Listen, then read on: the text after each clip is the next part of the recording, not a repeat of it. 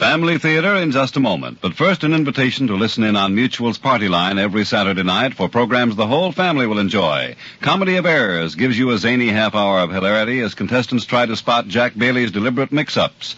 The favorite parlor quiz, 20 Questions, brings the animal, vegetable, and mineral game, New Sparkle, as the experts and guest Kai Gibby try to identify Bill Slater's subject in only 20 questions. And Chicago Theater of the Air sends a full hour of the world's favorite music singing your way. For family party night listening, tune to Mutual every Saturday night for Comedy of Errors, 20 Questions, and Chicago Theater of the Air. Family Theater presents Claudette Colbert, Robert Ryan, and Jane Wyatt.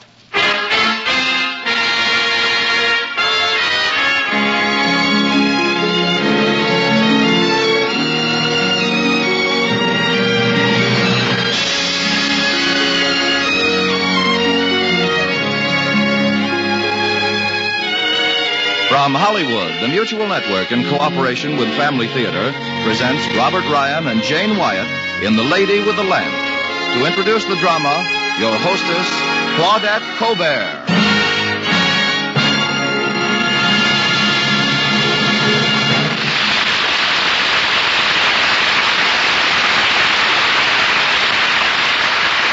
Thank you, Tony Lafrano. Family Theater's only purpose is to bring to everyone's attention a practice that must become an important part of our lives if we are to win peace for ourselves, peace for our families, and peace for the world. Family Theater urges you to pray together as a family.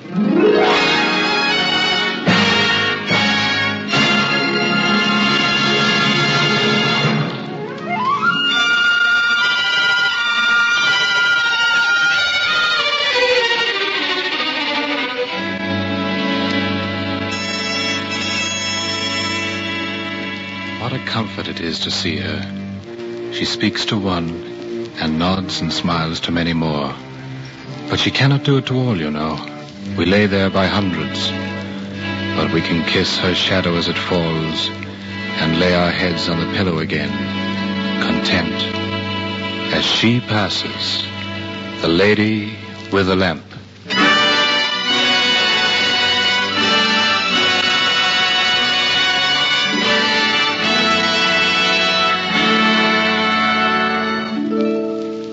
So long as memory endures, Florence Nightingale will be best remembered by these touching words from a soldier's letter. That she should become a legend is understandable. That a driving spirit possessed her to work until her dreams were realized is perceivable. Now, driving spirits, whatever else they may be, are full of interest. And so it happens that in the real Miss Nightingale, there was even more that was interesting than in the legendary one. Therefore, tonight, Family Theater takes great pleasure in bringing you The Lady with the Lamp, with Jane Wyatt as Florence Nightingale and Robert Ryan as your narrator.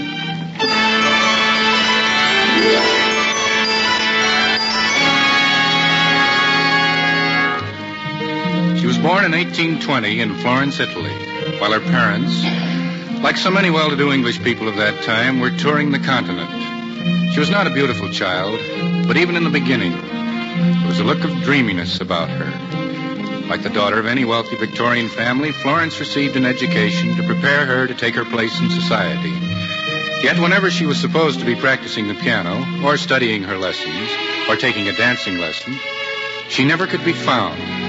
Instead, she would be in the stables with her dog, or making a splint for his injured paw, or visiting the impoverished and ill, bringing them food and medicine.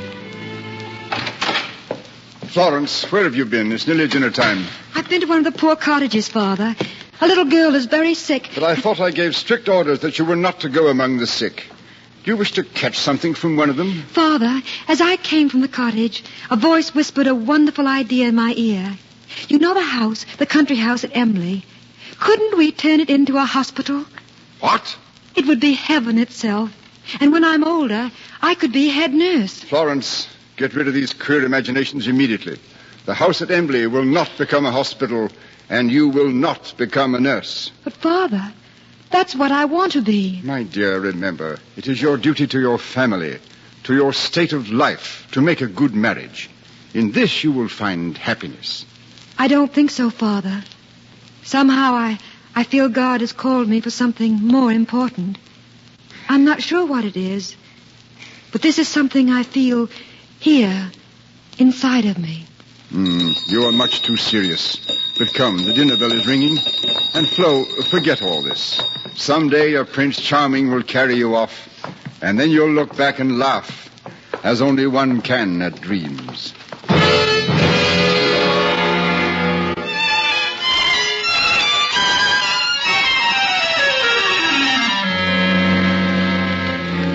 But they were not dreams, and Florence Nightingale did not forget them.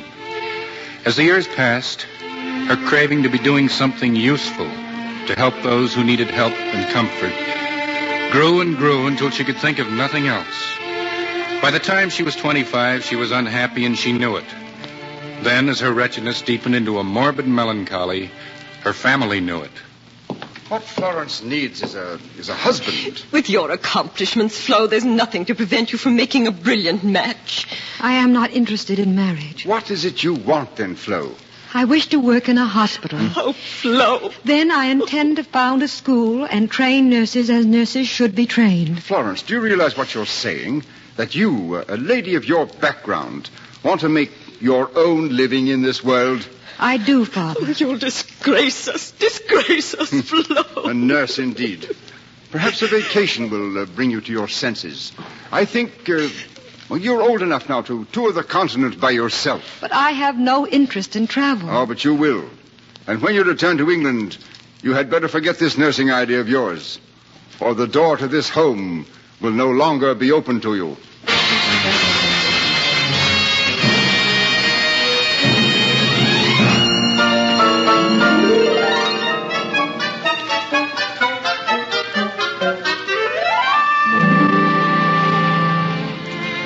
First, Florence visited the art galleries of Paris and the cathedrals of Rome, but soon they bored her to tears.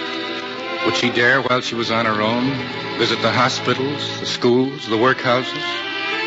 So while she wrote letters to her family about exciting travels over the continent, she was in reality devouring reports of medical authorities and studying health conditions everywhere. It was while she was touring Italy that she met Sidney Herbert, Minister to England's War Office. As you know, Mr. Herbert, our country has no more than a dozen trained nurses. Here in Europe, the only trained nurses are the Sisters of Mercy, except for those of the nursing institution at Kaiserwerth, Germany. Now, my ambition is to establish just such an institution. Yes, England needs such a school. What then's holding you back? Duty to my family. No, Mr. Herbert. Now, nothing is holding me back. Nothing.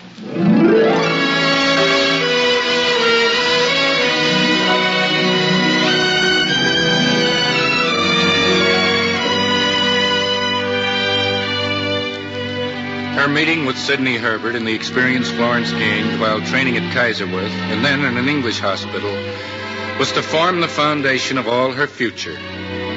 But one other trial awaited her. The allurements of the world she had brushed aside suddenly appeared in the shape of a persistent young man. What was that feeling that swept over her? Could it be love? I'm dying. I'm dying. Come now, from a broken leg? From want of sympathy. This is a terrible place. The nurses ignore me. One in particular. Alas, I'm a prisoner of fate. Of a polo game, you mean? Furthermore, I was here just a minute ago, and, Brian, you know, I can't spend all of my time with you. I have 40 other patients. 40 minor details. Is anything paining you? Only me heart. Flo, where are you going? Back to my duty. Oh, no. Oh, me broken leg. Oh, please, nurse, hold me hand. Maybe the pain will go away.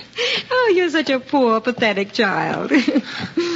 I think you care for me. A little. You've made me laugh. It's good to laugh now and then. Why do you take life so seriously, Flo? Do I? Very much. While I lay here in bed, I've been watching... No, I've been studying you.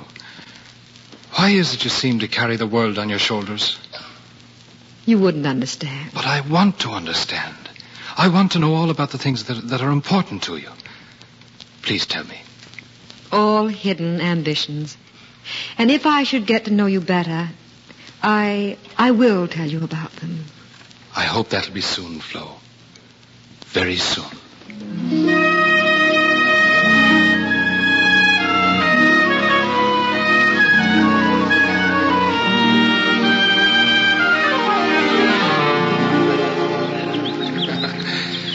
Oh, there's nothing like a picnic to aid a convalescent. Listen to the birds. I think their song is for us. And the brook. It quietly passes by with so much politeness. Can't you hear it say, "Forgive me for intruding upon your holiday"? Having a good time? A wonderful time. I think any change from the hospital would be wonderful, Flo. Even a bore like myself. You're not a bore. Although sometimes I almost wish that you were. Whatever do you mean by that remark, Flo? Nothing, really. You're the strangest woman. I don't think I shall ever get to know you. That shan't stop me from loving you. Embley Park is beautiful, isn't it? Why do you change the subject? I'm not sure. I used to come here when I was a child, during the summer months. And you've not been back here since? No. No, not since my family refuses to see me. Your family refuses to see you? But why, Flo? Why? They're against my becoming a nurse. You see, it disgraces them. I'm afraid they have my sympathy. After all, a lady in your station of life can't Brian, you sound exactly like my family. Let's not talk about it, Flo. There's something much more important I want to ask you. What? Will you marry me? Brian. I love you, Florence, and I want you to become my wife. Oh, Brian, knowing you has been wonderful. Something I'll cherish forever. But... What are you trying to tell me, Flo? Oh, there's something here, inside of me. Something that requires satisfaction. I know that marriage will never give me that satisfaction. I can find it only in nursing. And the two can never meet. And all along I was fooling myself, thinking you loved me. Oh, I do love you. Probably I shall never love anyone else. But not to become a nurse would be... It would be sheer suicide. Florence, do you realize what you're saying? I do. Perhaps someday I'll regret this decision. For nothing is certain of my venture. But how can it be desirable? Without nursing, I see nothing desirable but death.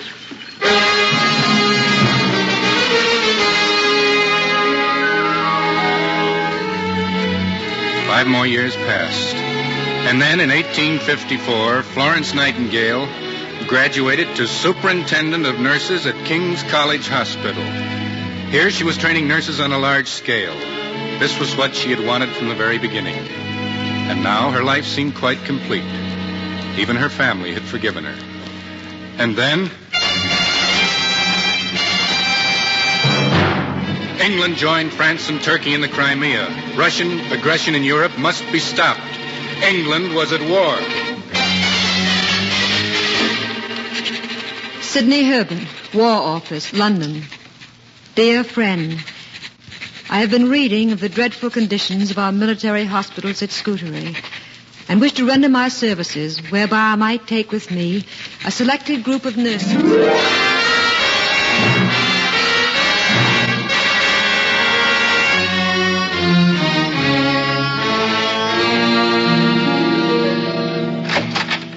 Florence, it's good to see you. I came just as soon as I received your letter. Oh, you've made very good time. Here, have a chair. Thank you. Mr. Herbert, I am most anxious to get down to business. Did you get the appointment? Yes, I have it for you. Oh, good. But in a sense, that is. What do you mean? The government will give you official permission to work in the Army hospital, but they will not give you financial support. I half expected it. But we will get the money somehow. Now, there is much to be done. Committees must be formed to carry out my plans. But first of all, the right nurses must be selected. And that will be difficult. There will not be many who will be willing to accept the horrors or the hardships ahead. Florence, do you feel you yourself are capable of such an undertaking? After all, you're very young, only 34. Mr. Herbert, for years I have been preparing for just such an emergency. If the war had fallen earlier, I would have lacked experience. Later, and I might have been too old. No, Mr. Herbert, I'm ready. What's more, it's my duty. Good. Now, what say we get to work?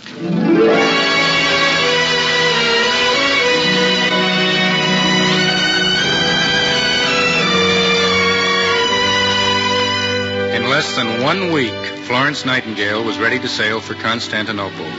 32 nurses had been selected and trained for military duties, a large sum of money raised, and medical and hospital supplies purchased. Only a handful of people were at the docks to bid farewell to the small, courageous group of women who were giving so much to the cause of their country. Good luck, Florence. Oh, thank you, my friend. You have my greatest appreciation for everything you've done. If there's time, please keep me posted and take care of yourself. Oh, you shall receive a daily confidential report of all activities at Scutari. As for myself, I'll be too busy for anything to happen to me. God keep you, my dear. Goodbye.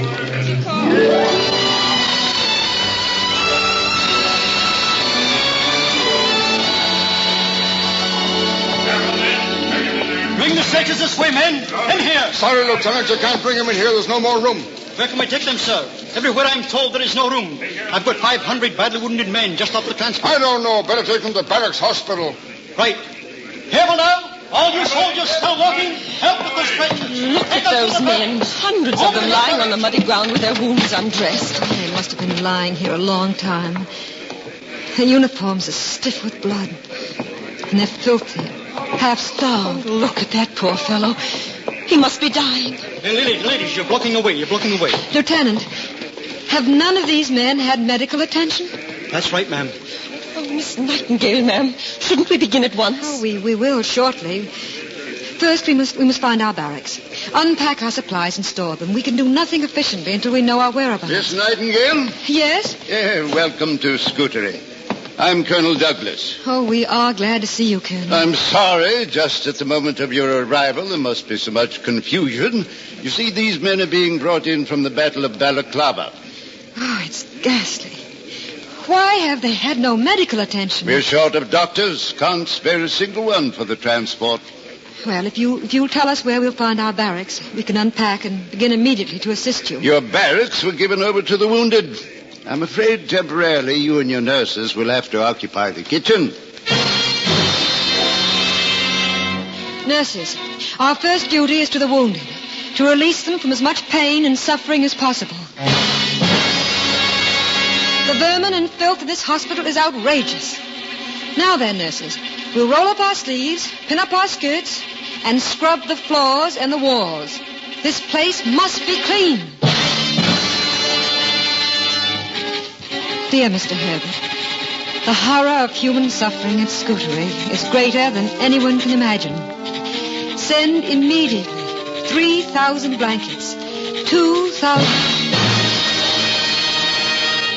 I will assist you, Doctor. No. An operation room is no place for a woman. It is my wish to assist you, Doctor. All right. I suppose next you women will be wanting to teach the soldiers how to fight.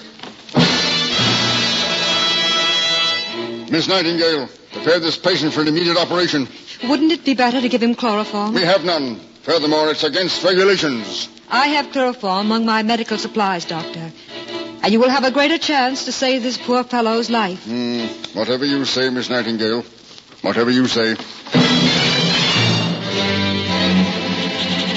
Mr. Sidney Herbert, War Office, England. Dear friend, I now clothe the British Army with supplies you send me. That is, after I eventually receive them. There is much red tape here which I must fight constantly, and it wearies me a great deal. Every day a new shipload of wounded arrived. 4 of my men, 4 of my nurses, and 7 doctors have died from cholera. I must implore, no, demand of you to send me more nurses, more doctors. Come in. You wanted to see me, Miss Nightingale? I'm very busy, Colonel Douglas. Therefore, I will come immediately to the point. Well? Medical supplies, food, and clothing, which I ordered sent from England, are waiting to be unpacked in the customs house. The guard there tells me the purveyor cannot unpack these supplies until an official order is given by you. This is correct. Kindly give this order, then. My hands are tied until I meet with the board of directors. Officially, the order comes from them. How long will this take? Well, the board will meet again in 3 weeks. 3 weeks? Yes. Do you think I have time for such red tape? When the sick and wounded lie half naked, shivering for want of clothing? When men are dying for lack of medical supplies? I'll not wait a day or an hour for anyone. I have not a day or an hour to waste. I'm sorry, but these are Army regulations. Colonel Douglas, I will not tolerate this inefficiency. My dear Miss Nightingale, you may not wish to tolerate our inefficiency, as you put it, but I'm afraid there's nothing you can do about it. Who goes there? Miss Nightingale, I've come to unpack the medical supplies. You will kindly open the door. Miss Nightingale, I told you I can't till the purveyor says You will to. open the door for me, guard. Look, ma'am, would you have me court-martialed? I will take entire responsibility if anything comes of this. But you have no authority. In that case, I am taking the authority. Oh. These supplies will be unpacked today. Now, Yes, ma'am. stand aside. Yes, ma'am.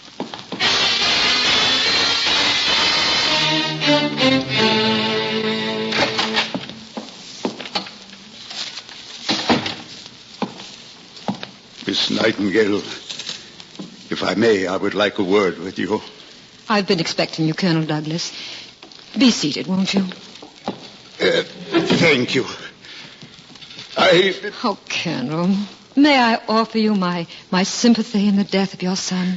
If only it could have been brought here to our hospital instead of Balaclava. With the help of your medical supplies, our doctors might have saved him.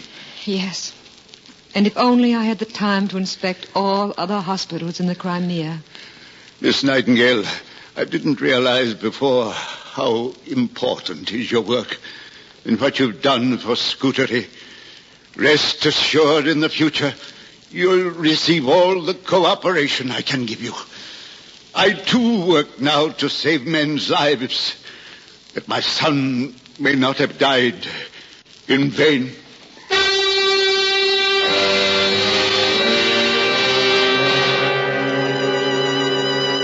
When night was upon the barracks hospital, and everyone else had retired, Florence Nightingale, with lamp in hand, would walk through the corridors and wards, among the rows and rows of overcrowded beds. 4 miles of them. A long walk for the lady-in-chief to make, as she invariably did, night after night.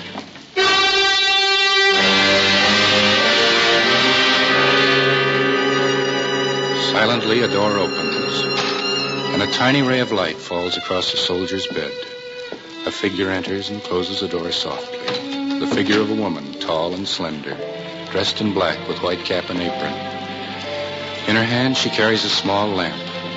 At the sight of her, the sick man's eyes grow bright. Slowly, the lady with the lamp draws near, stopping beside each cot, listening to the breathing of one, giving a word of encouragement to another.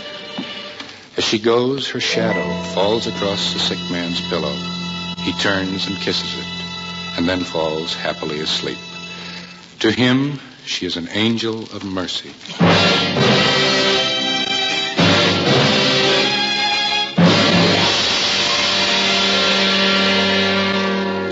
She continued to drive herself on and on. 20 hours at one time, she would stand on her feet, easing the sufferers, nursing them. Would there be no end to her endurance?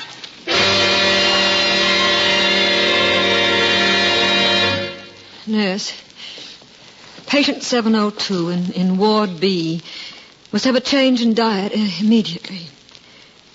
3 times a day, he is to receive... Miss Nightingale. Ma'am, what is it? What's happened? Oh, here, ma'am. Grab my arm. Just see if you can get me to bed. I think I'm ill with the fever.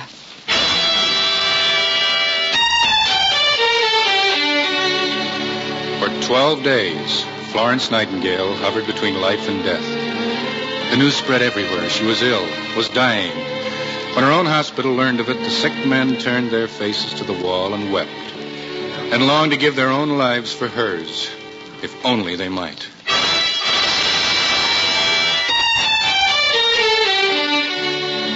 When the truth came to her that she was never going to be strong or well again, from her bedside, as now all of her work must be done, came her last demand in connection with the war, the results of which may be seen even today by any who visit that faraway land of the Crimea. On the mountain heights above Scutari, on a peak not far from the hospital, a large white cross is to be raised, shining like snow against the blue of the sky. This be my tribute to the brave men and devoted nurses who died in this war. May they sleep in peace, knowing that while I live, I fight their cause.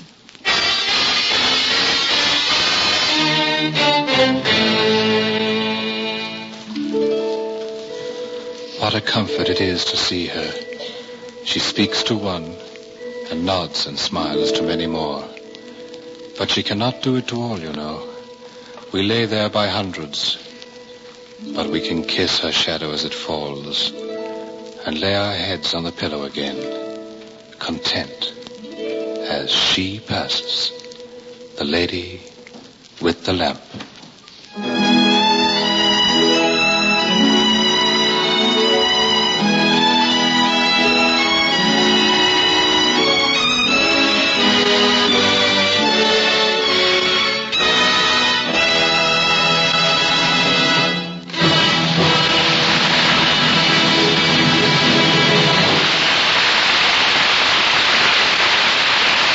We hope you've enjoyed this presentation of the life of a great woman.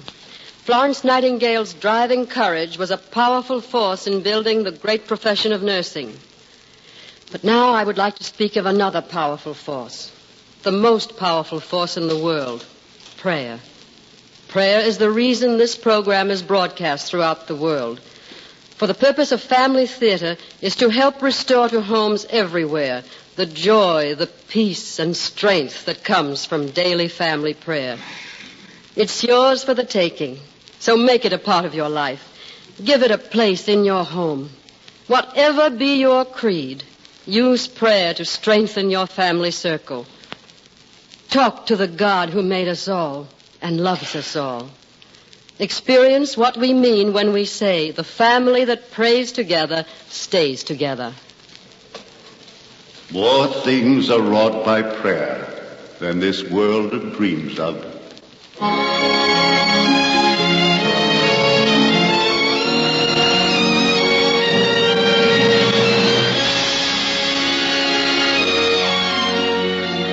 From Hollywood, Family Theater has brought you Robert Ryan and Jane Wyatt in The Lady with the Lamp, with Claudette Colbert as your hostess. Others in our cast were Dan O'Herlihy, Irene Tedrow, Francis X. Bushman, Herb Rawlinson, Tudor Owen, and Collins Bain. The script was written by Dale Newton Whitney, with music composed and conducted by Harry Zimmerman, and was directed for Family Theater by J.F. Mansfield.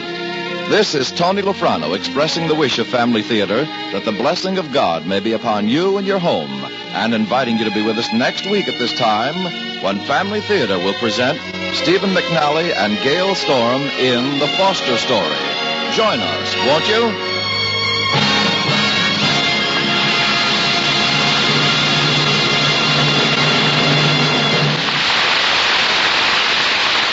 Family Theater is broadcast throughout the world and originates in the Hollywood studios of the world's largest network, the Mutual Broadcasting System.